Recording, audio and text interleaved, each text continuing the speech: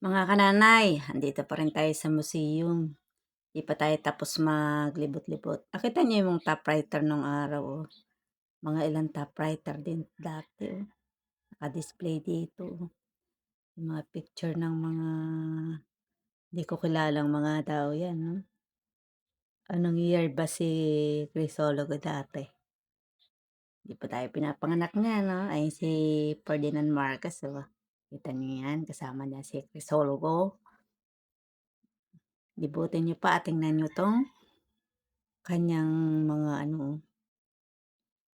Yung nasa picture kamukha nung babae dun sa counter, dun sa una.